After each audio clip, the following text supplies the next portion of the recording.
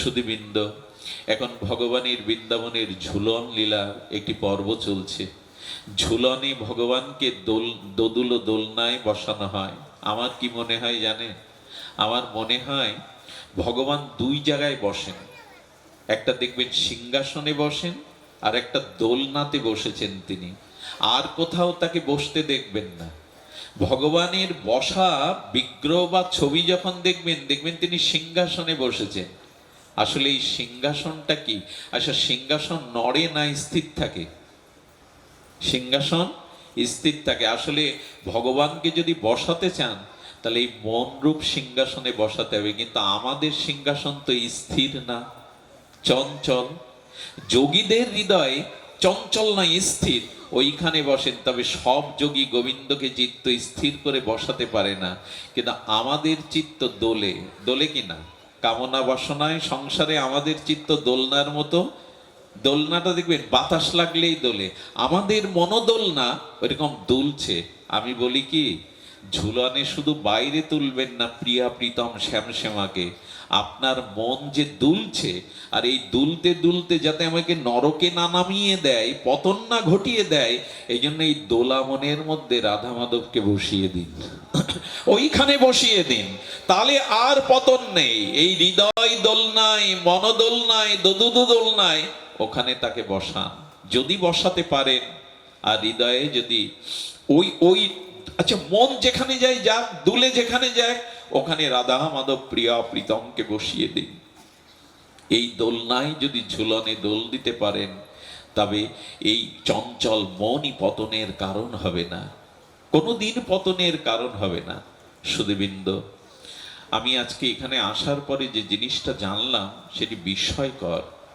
আমাদের গৌরাঙ্গ বাবাজি মহারাজ জীবদ্দশাতে এই আশ্রমে এই অধমের মুখে হরিকথা শুনবেন বলে 2-3 বছর চেষ্টায় ছিলেন।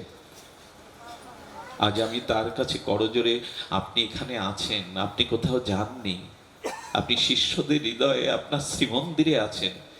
গতবার যখন ওনার পাঠের কথা আমি দিয়েছিলাম, আমি বৈষয়িক বিশেষ কারণে আসতে পারিনি, কিন্তু ক্ষমাই হলো সাধুর ধর্ম।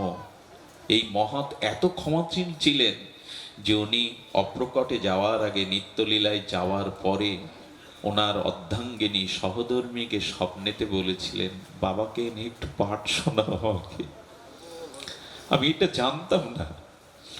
আমার মনতোষ বাবা, অশোক বাবা, এরা যখন এই ঘটনাটি বললেন, আমি বিস্ময়কর ভাবে ভেবেছিলাম, প্রভু আজ এই ভাগবত আমরা গোবিন্দ চরণে সমর্পণ করে তার প্রসাদটা আপনার হৃদয়ে সমর্পণ করলাম। আসে জানেন, এই ভাগবত যেখানে হয়, এই বাতাসটা এত পবিত্র হয় কেন জানেন? কখনো মনে, যেখানে ভাগবত হয় সেখানে যার উদ্দেশ্যে, যে আত্মার উদ্দেশ্যে হয়, শুধু সেই আত্মা না, অনেক দিব্য আত্মাগণ নেমে আসেন। শুনুন গীতা প্রেজের একটি ঘটনা। যেখানে ভাগবত পাঠ হয়, যেখানে শুদ্ধ ভক্তের শুভাগমন হয়, ওখানে কি অবস্থায় ঘটে দেখুন। গীতা প্রেজে রামচরিত মানস পাঠ হবে, হনুমানজির জন্য একটা আসন দেওয়া হয়েছে, এরকম পাশে একটা টুল মতো দিয়ে, ওখানে পুষ্প আসন দিয়ে আহ্বান করা হয়েছে পবন নন্দন অঞ্জনানন্দন অঞ্জনাসুত হনুমানকে। যখন আহ্বান করে ওখানে ফুল আর আসন দেয়া হলো, ওখানে এক সুপ্রিম কোর্টের আইনজ্ঞ বসেছিলেন, এসে বলছেন, এদের এত আবেগ কেন? আরে এই আসনে হনুমান বসবে, ডাকছে হনুমান বসবে, এই আসনে বসবে। মনে মনে চিন্তা করছেন, এই বুঝরু কি সব?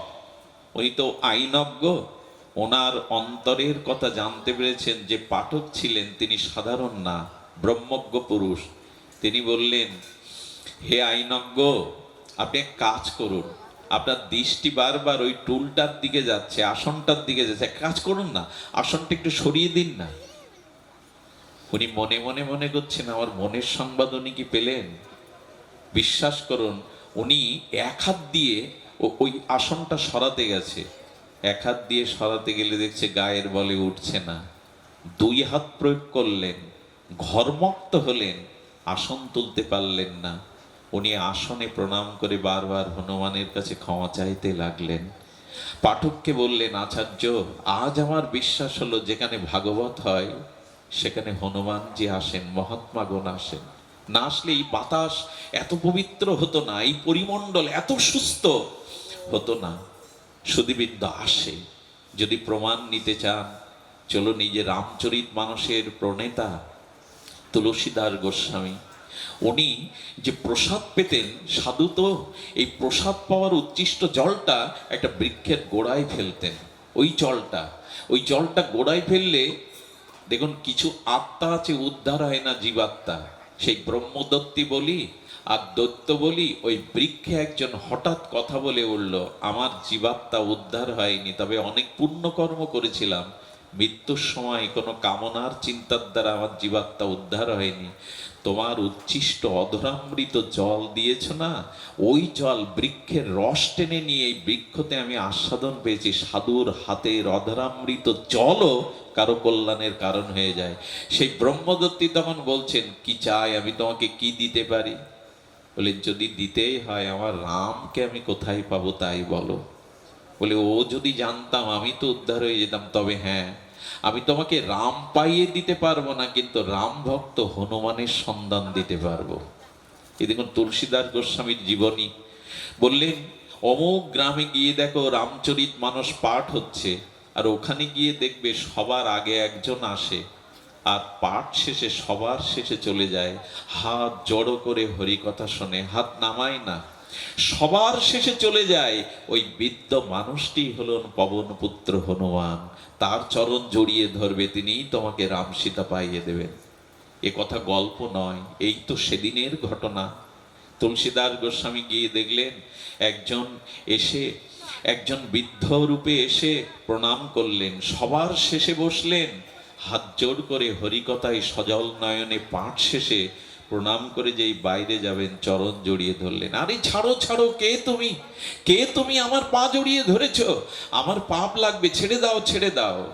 আপনার চরণ আমি ছাড়বো না, আপনি কৃপা করুন, করুণা করুন, আমাকে করুণা করে আশ্রয় দিন আপনার চরণে। কে তুমি? বহুক্ষণ কাঁদতে কাঁদতে হনুমান স্বপ্রকাশ হলেন নিজের সশরীরে।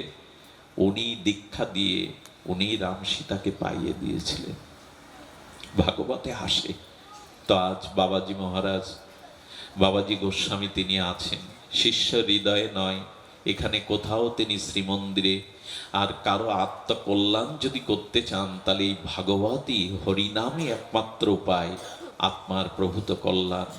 সুধীবৃন্দ, আপনাদের কাছে অনুরোধ করে যায়, বাবাজি আজ আপনার চরণে যদি কোনো অপরাধ করে থাকে, আপনার ইচ্ছা আমি পূর্ণ করতে পারিনি জীবদ্দশায়, আপনি আমাকে ক্ষমা করুন, কৃপা দান করুন।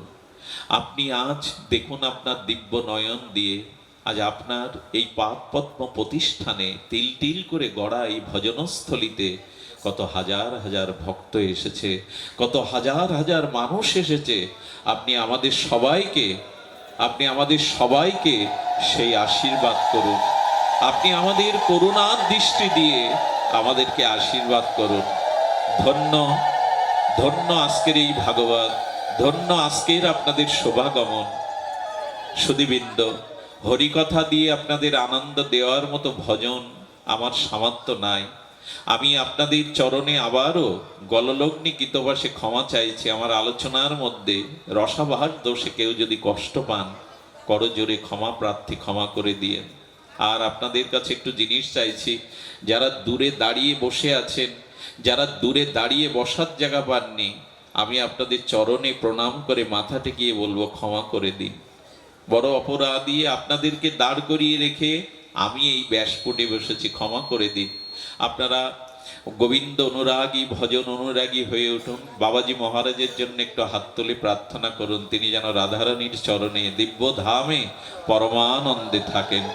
জয় শ্রী গুরু প্রেমানন্দে গৌর হরি হরি বলো, বলো শ্রীমৎ গৌরাঙ্গ বাবাজি গোসাই কি, তিরোধান মহাতিথি কি, শ্রীমৎ ভাগবত কি, আজকের আনন্দ আয়োজন কি, সমাগত গৌর ভক্তমণ্ডলী কি, শ্রী গুরু নিতাই গৌর সীতানাথ প্রেমানন্দে হরি হরি বলো।